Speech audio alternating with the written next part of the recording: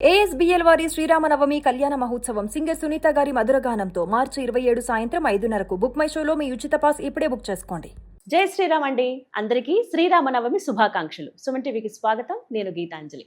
ఈ సంవత్సరం శ్రీరామనవమి మనం ఎప్పుడు జరుపుకోవాలి? మార్చి 26, 27. ఇది పెద్ద సందేహం.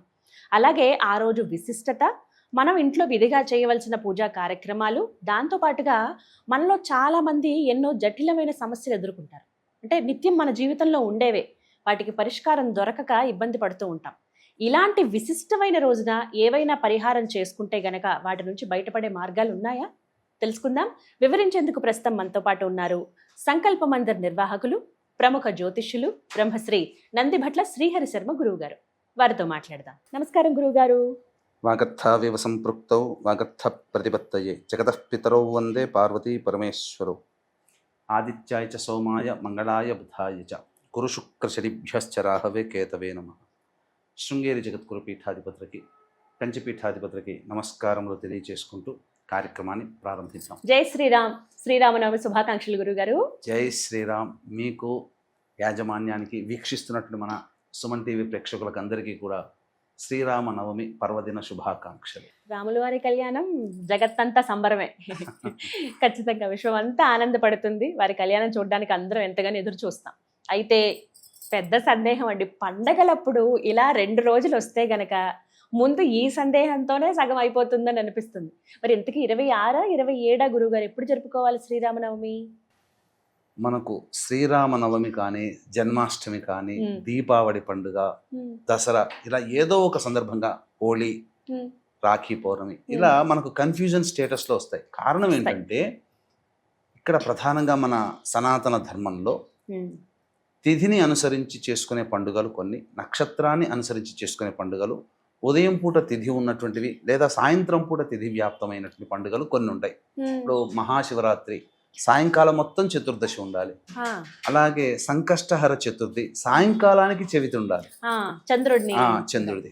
కాబట్టి ఇలా ఈ యొక్క భేదాలు ఉండడం వల్ల మన వాళ్ళు కన్ఫ్యూజన్ అని అనుకుంటున్నారు. కానీ వాస్తవానికి శ్రీరామ నవమి అన్నప్పుడు ఒకే మాటలో చెప్పాలంటే శ్రీరాముల వారి జన్మోత్సవం.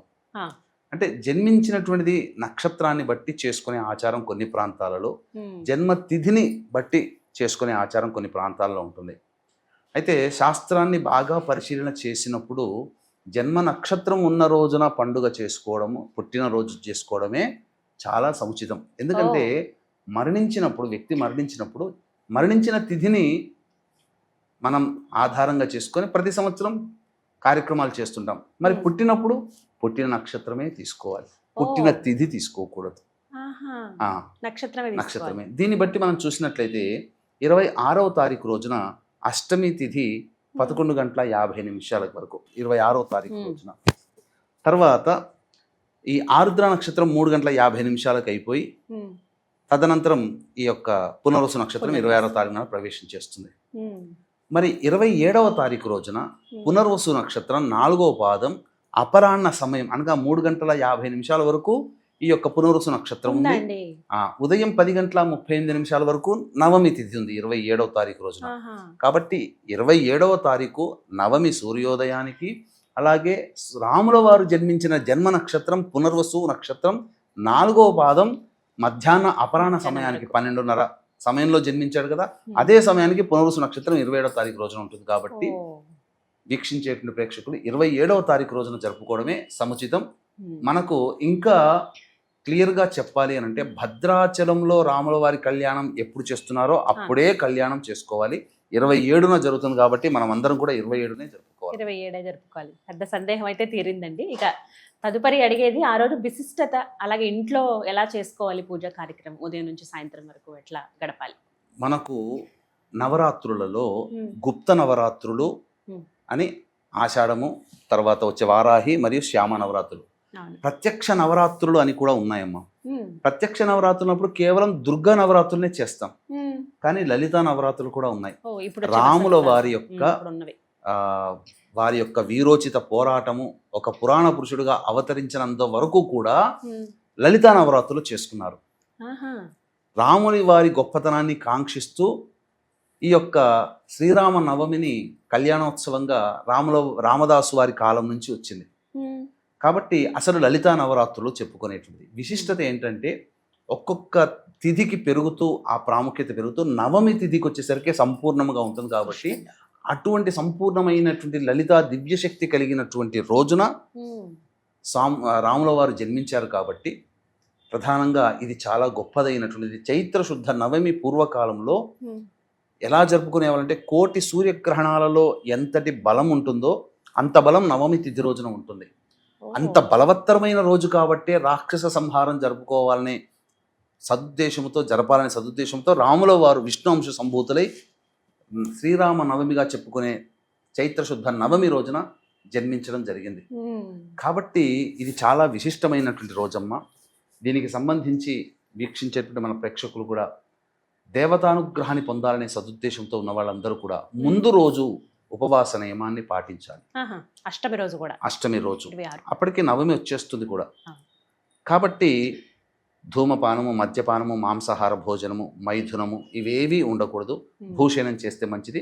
తెల్లవారి రాముల వారి యొక్క అనుగ్రహాన్ని పొందడం కోసం, విష్ణు అనుగ్రహం పొందడం కోసం నేను భక్తితో చేసుకుంటాను, నాకు శక్తిని ప్రసాదించు రామా అని చెప్పి మనస్సులో నమస్కారం చేసుకుని రాముణ్ణి తలుచుకుంటూ నిద్రకు ఉపక్రమించాలి. తెల్లవారే 4 గంటలకల్లా లేచి కాలకృత్యాదులన్నీ తీర్చుకొని చక్కగా రాముల వారి పట్టాభిషేక మహోత్సవానికి సంబంధించిన చిత్రపటం ఆ, ఉంటుంది అవునండి, మొత్తం ఉంటాయి. పరివారంతో సహా. ఆ యొక్క చిత్రపటానికి చక్కటి పూలమాల వేసి ఆ, తర్వాత దీపారాధన చేసి విష్ణు సహస్రనామ పారాయణము, రామ అష్టోత్తర పారాయణము 3 సార్లు పఠించాలి.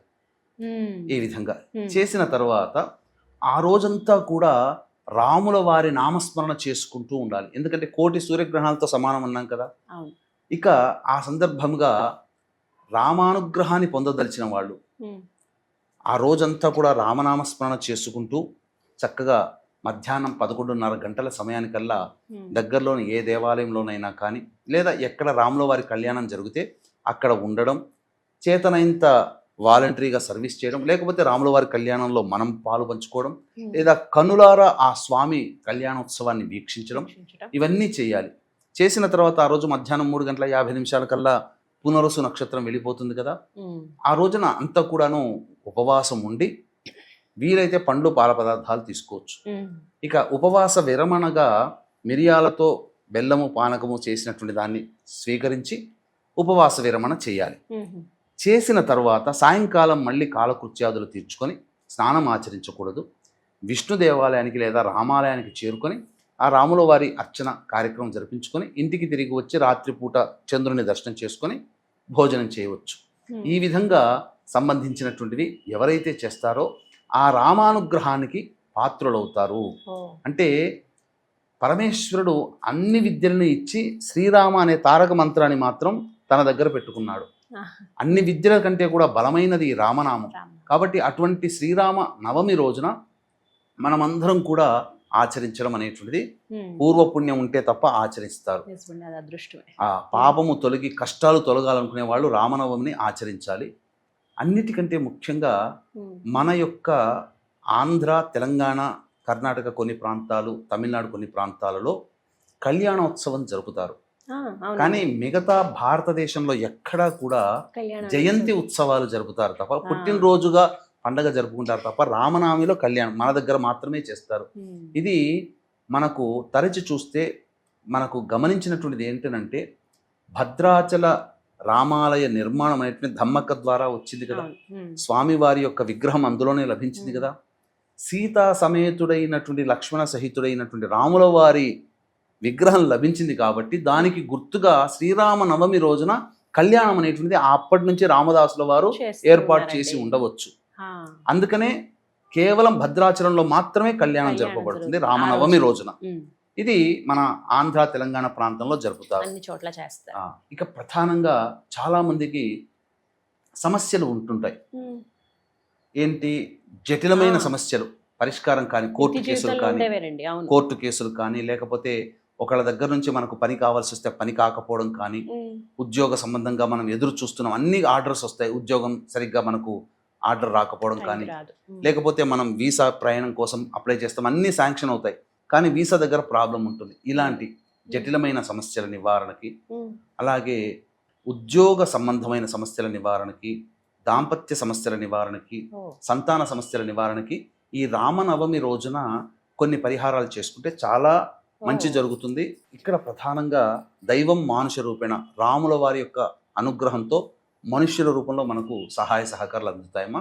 ఎలా చేసుకోవాలో తెలియజేసుకున్నాం. వీక్షించేటువంటి ప్రేక్షకులు కూడా ఈ యొక్క ఏప్రిల్ 2వ తారీఖు రోజున చైత్ర పౌర్ణమి సందర్భంగా మన పీఠమాధుర్యంలో ఈ సంవత్సరం అంతా కూడా నవగ్రహాల యొక్క అనుగ్రహం కలగడం కోసం నవగ్రహ పాశుపత హోమము, మృత్యుంజయ హోమము, రుద్రహోమము, సుదర్శన హోమము, లక్ష్మీ మూలమంత్ర సంపుటిత లక్ష్మీ సూక్త హోమము అనేటువంటి జరిపించి శక్తిపాతం చేసినటువంటి కరంగలి మాల ఇవ్వడం జరుగుతుంది.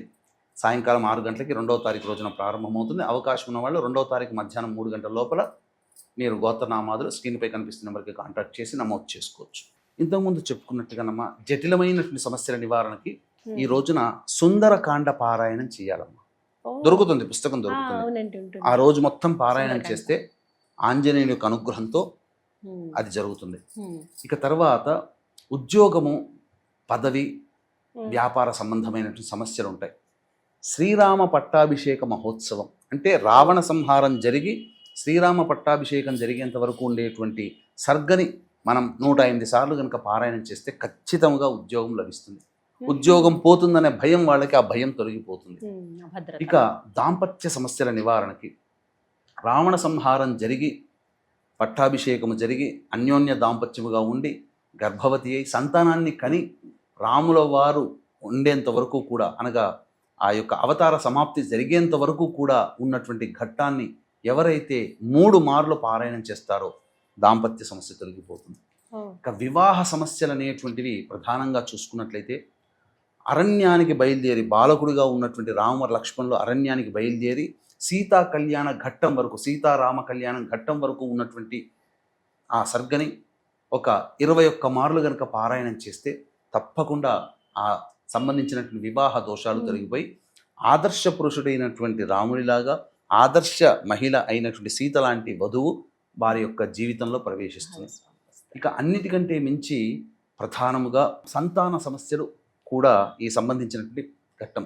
దాంపత్య సమస్యల నివారణకి, అన్యోన్య దాంపత్యానికి ప్రతీకగా ఉండే రాముల వారికి సంబంధించినటువంటి. కాబట్టి ఈ యొక్క రాముల వారు వనవాసానికి ప్రయాణం చేసిన దారభ్యత, రావణ సంహారం జరిగి లంక నుంచి బయలుదేరి పట్టాభిషేకం అయ్యేంత వరకు ఉండేటువంటి ఘట్టాన్ని ఒక్క 3 మార్లైనా ఆ రోజు పారాయణం చేస్తే దాంపత్య సమస్యలు తొలగిపోతాయి. కష్ట నష్టాలు ఎదుర్కొన్న రాముడి కంటే మనం సమస్యలు గొప్పవి కావు కాబట్టి ఈ సమస్యలన్నీ తొలగిపోతాయని చెప్పవచ్చు. రామాయణమే ఒక పరిష్కారం, గొప్ప పరిష్కారం కదండి. చాలా మందికి అలవాటు ఉంటుంది, కానీ నూతనంగా మేము ప్రారంభిద్దాము అనుకున్న వాళ్ళు ఈ మంచి ఈ రోజున విధంగా ప్రారంభించవచ్చు చేయవచ్చునమ్మా. కదండి. చేయవచ్చు, మీరు చెప్పిన విధంగా అన్ని పారాయణ చేసుకుంటే ఎటువంటి జటిలమైన సమస్యలను తొలగిపోతాయి. తొలగిపోతాయి. చాలా చక్కగా వివరించారు గురుగారు. ధన్యవాదాలండి. సర్వం శ్రీ ఉమామహేశ్వర పరబ్రహ్మార్పణమస్తు.